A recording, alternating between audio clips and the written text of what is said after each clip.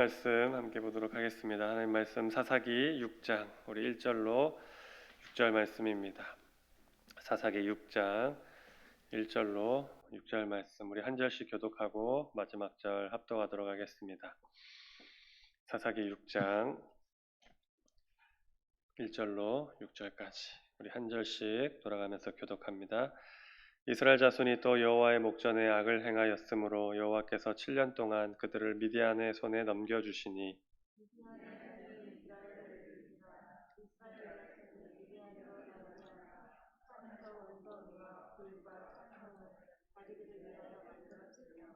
이스라엘이 파종한 때면 미디안과 아말렉과 동방 사람들이 치러 올라와서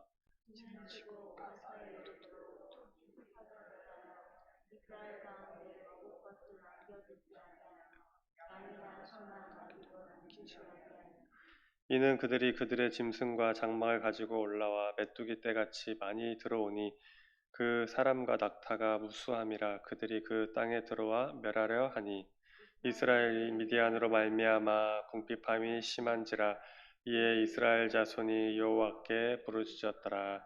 아멘. 잠시 기도하겠습니다. 주님 감사합니다.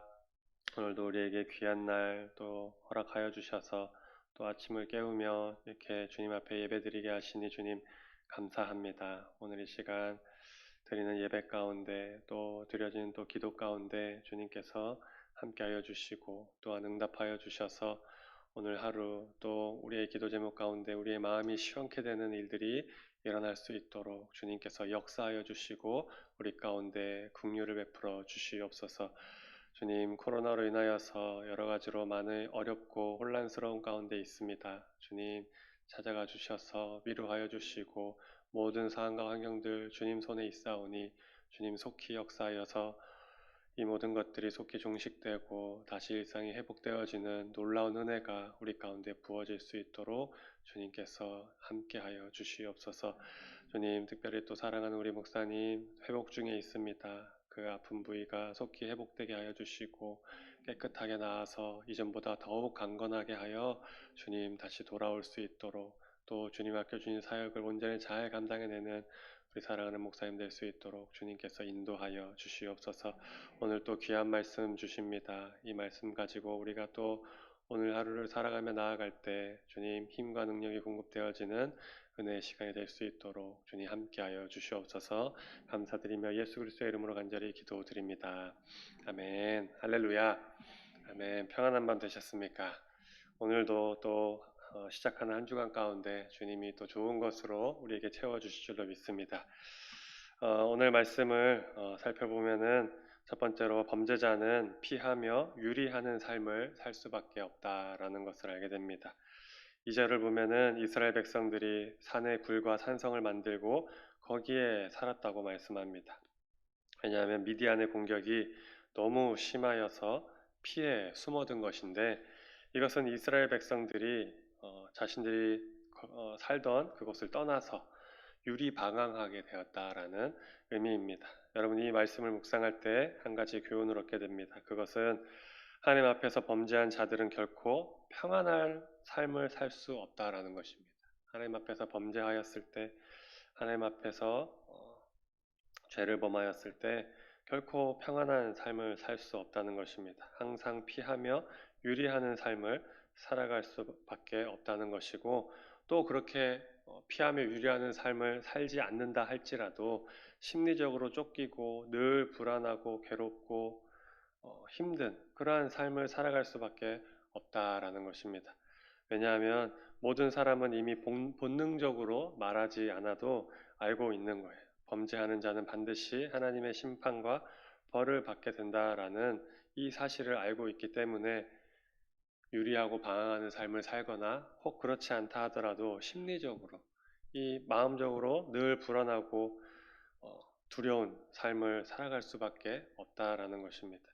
그래서 단편적으로 잘못을 저지른 사람들이 경찰차만 보아도 움찔움찔하고 경찰이라는 말만 들어도 불안해하고 두려워하는 것입니다. 이것이 왜냐하면은 단지 그냥 내가 잘못해서 그런 것이 아니라 우리 심령 가운데 무의식 중에 하나님 앞에 범죄하였기 때문에 범죄하는 자는 반드시 하나님의 심판과 벌을 받게 된다라는 사실을 알고 있기 때문에 그러한 행동들과 생각들이 드는 것입니다. 사실 우리가 이 이라고 말하는 이 심리 상태도 자신이 범한 죄로 인해서 받게 될 형벌에 대한 막연한 두려움 때문에 생기는 것입니다. 그래서 죄의식이 생기는 거예요. 성경을 보면은 이렇게 범죄한 자들의 모습이 많이 나옵니다. 또 죄의식 가운데 빠져서 두려움 가운데 떠는 그러한 모습들을 많이 보게 됩니다. 그러한 사람들의 모습을 보면은 하나같이 세상 앞에서 두려움 없이 당당하게 살아가는 자가 없는 것을 또한 보게 됩니다. 우리가 잘 아는 대로 동생 아벨을 쳐 죽인 가인은 결국 저주를 받아서 사람을 피하고 유리하는 삶을 살게 되었다라고 말씀합니다. 그리고 아버지의 사랑을 독차지하던 요셉을 미워하여서 그 형들이 미디안 상인들에게 팔아버리게 됩니다. 근데 이 일로 인해서 속이 시원하다, 저거 없어져서 좋다 하고 떵떵거리며 사는 것이 아니라 그 마음 가운데 죄의식이 남아 있는 거예요. 그래서 동생을 팔았다는 죄책과 아버지를 볼 때마다 그 마음이 너무나 힘들고 괴로웠던 것입니다.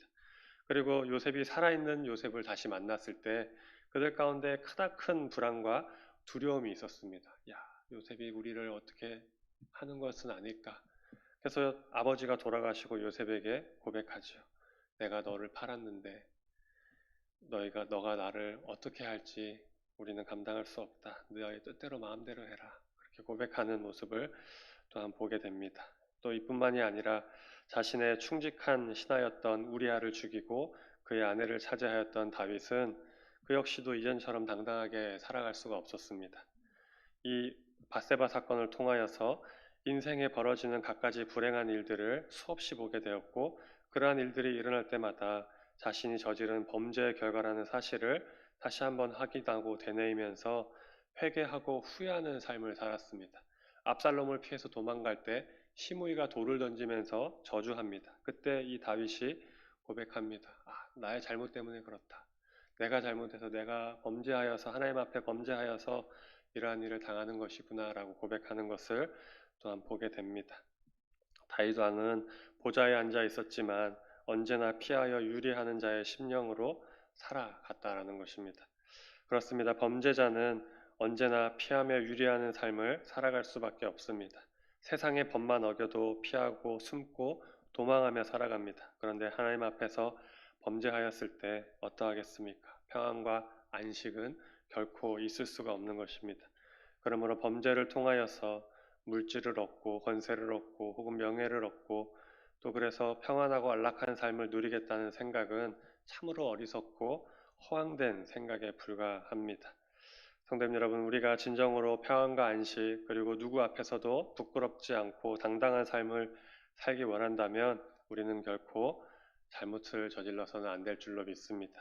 특별히 하나님 앞에서 범죄해서는 안 됩니다. 왜냐하면 범죄하는 순간 우리는 모든 안식과 평안, 우리 자신에 대한 삶에 대한 의미, 그러한 긍지들을 잃어버리기 때문에 하나님과 사람 앞에서 늘 피하여 유리하는 삶을 살아가기 때문에 그러한 범죄함이 우리 가운데 있어서는 안 된다는 것입니다. 그러므로 우리는 오직 정직하고 거룩한 삶을 살아가도록 늘 경계하고 깨어 있어야 됩니다. 그것만이 우리가 이 땅에서 진정한 자유와 평안을 누리며 살아갈 수 있는 비결이 되는 줄로 믿습니다. 두 번째로 하나님이 없는 자들에게는 미래의 소망도 없습니다. 하나님이 없는 자들에게는 미래의 소망이 없습니다. 하나님께서 우리가 범죄할 때 건드시는 것이 바로 이 소망이라는 것을 건드십니다. 3절과 4절을 보면은 그런 것을 알 수 있습니다. 이스라엘 백성들이 파종한 때에 미디안과 아말렉과 동방 사람들이 연합하여서 올라와서 진을 치고 밭의 식물들과 가축들을 남기지 아니하였다라고 말씀합니다. 여기서 파종한 때는 이스라엘 백성들이 씨를 뿌려서 싹이 돋아날 때를 이야기합니다. 이제 막 갓 성장하기 시작하는 소망을 바라보는 그때를 이야기하는 것이고 남기지 않았다라는 것은 혹독한 약탈을 의미합니다. 그래서 아무것도 남김없이 모조리 다 긁어간 것입니다. 그래서 기초 생활조차도 불가능한 완전히 멸망에 이르게 되는 그러한 상황에 놓여 있는 것입니다. 다시 말하면 소망이 완전히 끊어진 거예요. 결국 이러한 혹독한 약탈은 이스라엘 백성들로 하여금 마지막 소망까지 파종한 때 이제 나기 시작하는 것들까지도 모조리 다 그리고 남김없이 다 가져가는 이런 것을 볼 때 마지막 소망까지 꺾어 삶의 의욕을 상실하게 되는 일이 되고 말았다라는 말씀입니다. 여러분, 이스라엘이 왜 이런 혹독한 일을 당하게 된 것입니까? 하나님 앞에서 범죄하였기 때문입니다. 하나님을 떠나 우상을 섬기고 주신 은혜에 감사하지 못하고 교만하여져서 자신이 최고인 양 자신의 소견에 옳은 대로 행하였기 때문에 이러한 일을 당한 거예요. 소망이 끊어지게 된 것입니다. 그러므로 여러분, 하나님 앞에서 범죄하여 하나님의 도우심을 받지 못하는 자들은 현재의 삶이 괴롭고 힘들 뿐만 아니라 미래에 대한 소망마저도 완전히 끊어지는 참으로 비참한 삶을 살아갈 수밖에 없다라는 것을 꼭 기억하시기 바랍니다. 그리고 이러한 말씀이 결코 나와 멀지 않다라는 것. 이러한 이스라엘의 잘못들, 이러한 징계들을 바라볼 때 우리가 스스로 생각하기를 제가 묵상하면서 그런 생각이 들었습니다. 좀 나랑은 상관없는 말씀이지 않나? 라는 그러한 생각이 은연중에 좀 들었던 것 같습니다. 그런데 이러한 말씀들이 결코 저와 멀지 않다라는 것을 다시 한번 묵상하게 되었습니다. 사실 인간에게 소망이 없다는 것만큼 비참한 일도 없습니다. 왜냐하면 소망이란 현재를 살아가는 원동력이고 이유가 되기 때문입니다.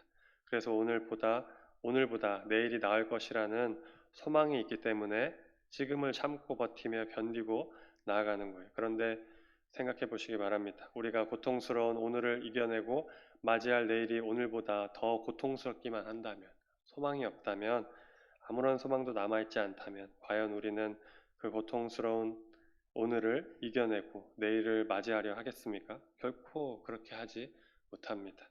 살아갈 의욕도 잃고 절망 가운데 신음하다가 불안과 공포 때문에 아마 정신을 놔버리게 될지도 모릅니다. 그렇습니다. 우리가 이 광야 같은 험한 세상을 살아갈 수 있다는 것은 우리에게 소망이 있기 때문입니다. 그리고 그러한 소망을 가질 수 있는 것은 하나님께서 나와 함께 하시기 때문입니다. 만약 하나님께서 우리와 함께 하지 않으신다면 절대로 하루하루의 삶을 살아갈 수 없을 것이고 소망 또한 가질 수 없기에 삶을 포기하고 말 것입니다. 그래서 다윗은 이렇게 고백합니다. 여호와여, 내가 주께 부르짖으오니 나의 반석이여 내게 귀를 막지 마소서.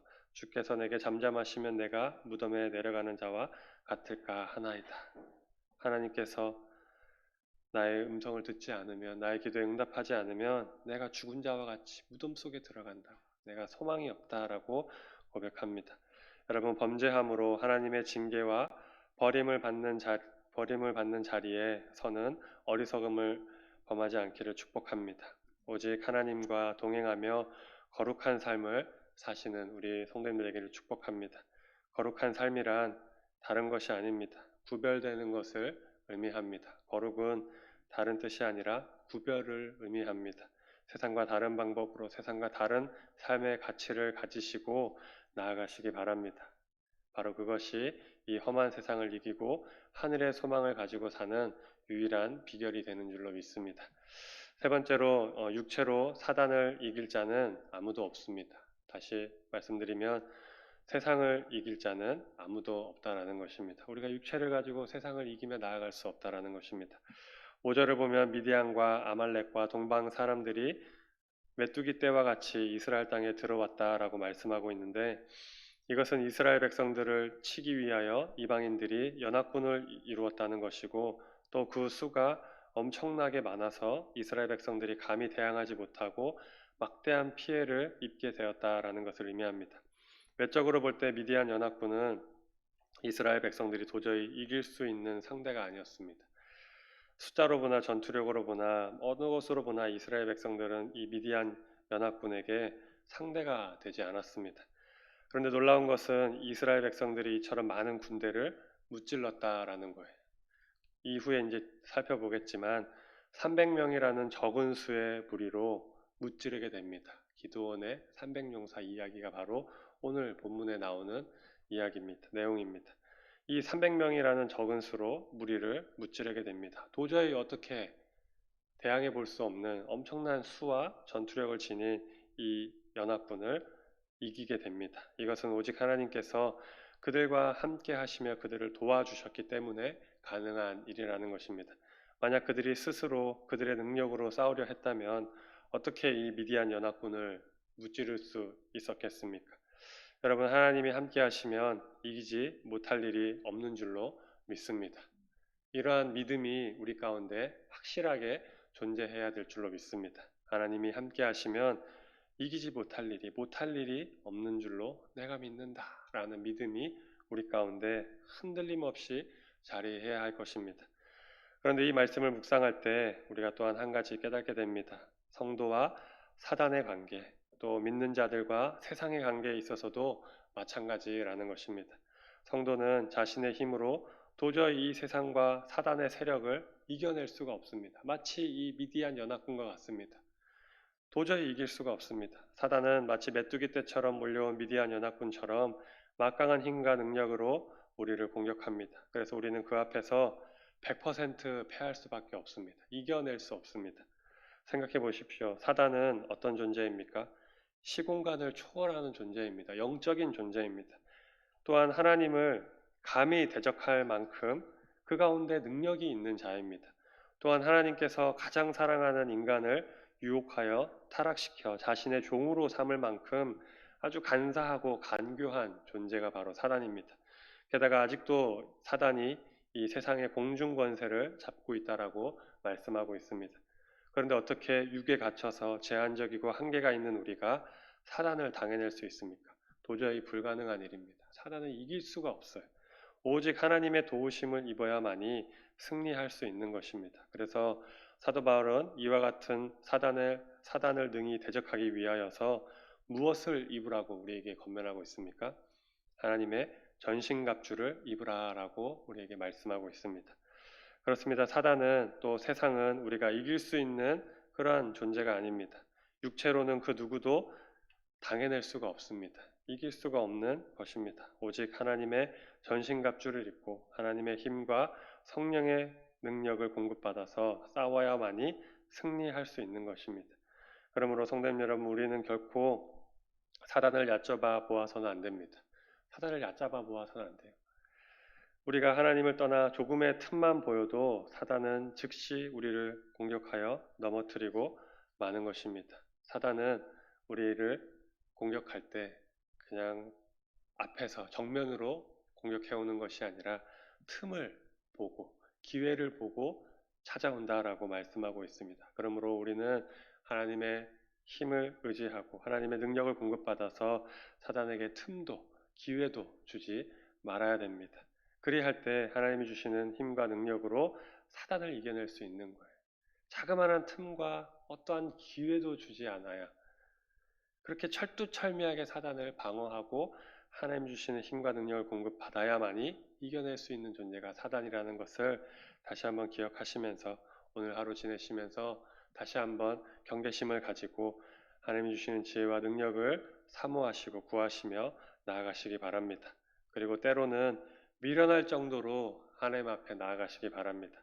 주님이 말씀하시지 않으면, 주님이 도와주시지 않으면 내가 움직이지 않겠습니다. 한 발자국도 움직일 수 없습니다. 라고 미련할 정도로 주님의 말씀을 의지하면서 하나님을 믿는 믿음으로 나아가시길 바랍니다. 우리가 이처럼 하나님을 온전히 의지하고 하나님을 힘입어 살아갈 때 우리는 능히 사단의 공격에 모든 공격을 소멸하고 날마다 승리의 삶을 살아가게 될 줄로 믿습니다. 오늘 이러한 말씀들을 기억하시면서 오늘 하루 또한 승리하는 우리 성도님 되기를 축복합니다. 잠시 기도하겠습니다. 주님 감사합니다. 오늘 우리에게 또 말씀을 주셨습니다. 귀한 말씀 하나하나 또 묵상하며 나아갈 때 하루를 또 살아갈 때 생각나게 하시고 주님 그리하여서 세상 가운데서 또 그러한 모든 시험과 유혹 가운데서 하나님의 말씀을 부여잡고 하나님을 의지하고 나아가는 복된 성도들이 다 되게 하여 주시옵소서. 늘 주님 안에 기쁨과 평안이 넘치는 우리 성도님들 다 되게 하여 주시고 또 주님이 공급하시고 부어주시는 은혜로 또 오늘 하루를 승리할 수 있도록 모든 위험과 모든 상황과 환경들 속에서 우리의 생각과 마음을 지켜 보호하여 주시옵소서. 오늘도 주님 손에 맡겨드립니다. 한 주간의 시작을 또 주님 손에 올려드립니다. 주님께서 역사하여 주시고 함께하여 주시옵소서. 감사드리며 예수 그리스도의 이름으로 간절히 기도드립니다. 아멘.